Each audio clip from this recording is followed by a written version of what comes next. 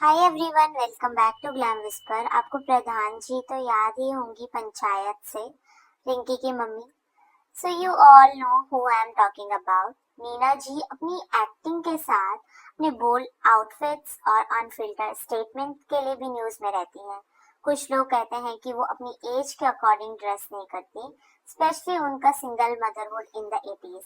आज हम बात करेंगे नीना जी की controversies, career and bold statements के बारे में। सो लेट्स डाइव इन।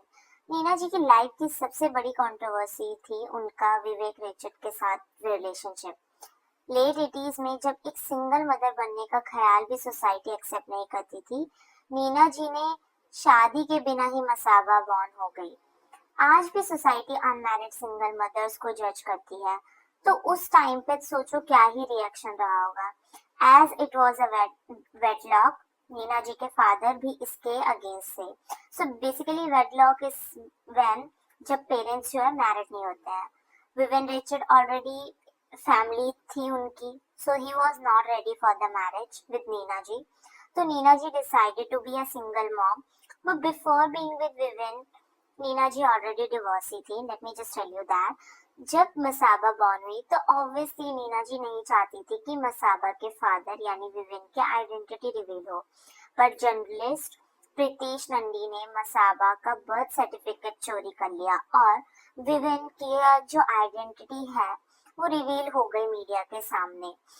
मसाबा को उसके बाद से ही लव चाइल्ड का टैग मिल गया। इवन इंटरव्यूज में भी खुद मसाबा ने बताया है कि 7th स्टैंडर्ड में उसे बुली किया जाता था क्योंकि नीना जी का relationship with Viven was in a public domain. Recently Pritesh Nandi के डेथ के बाद नीना जी ने एग्रेसिवली इंस्टाग्राम और I would say social media पे पोस्ट किया।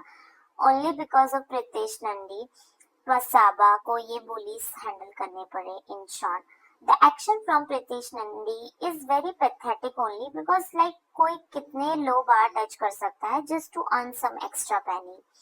सो विवेन रिचर्ड की कंट्रोवर्सी के बाद नीना जी की प्रोफेशनल लाइफ में डाउनफॉल आ गया।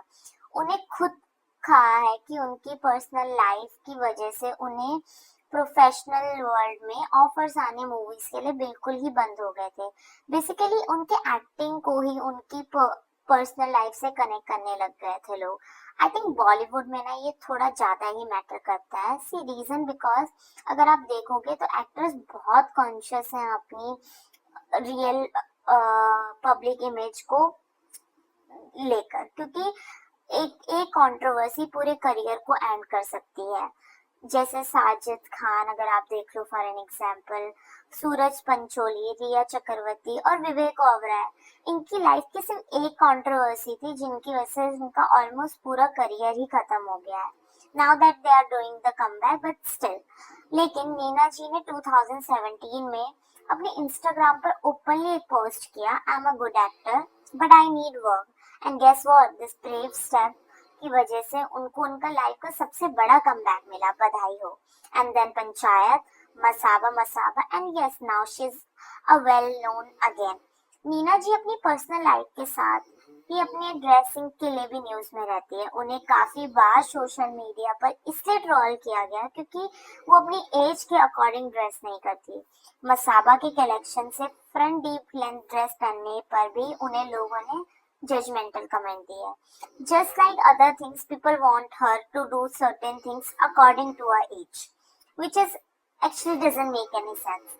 अगर आपको याद है कपिल शर्मा शो पर उनका बिग बुक्स वाला कमेंट, कपिल ने उनसे पूछा था कि अगर उन्हें हॉलीवुड एक्ट्रेस का रोल मिले तो वो करेंगी, तो then she said something like that. तो उस टाइम भी उन्हें बहुत रोल किया, बट ऑनेस्टली वो बस नेचुरल थी एंड जेन्युइन थी। तो क्या नीना जी का अनफिल्टर बिहेवियर या विद टाइम चेंज होना चाहिए कि नहीं?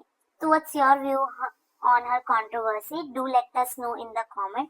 और अगर आपको ग्लैम विस्पर का डाइव डेविन पसंद आया हो तो वीडियो को लाइक एंड सब्सक्राइब जरूर करना फॉर मोर। Thank you.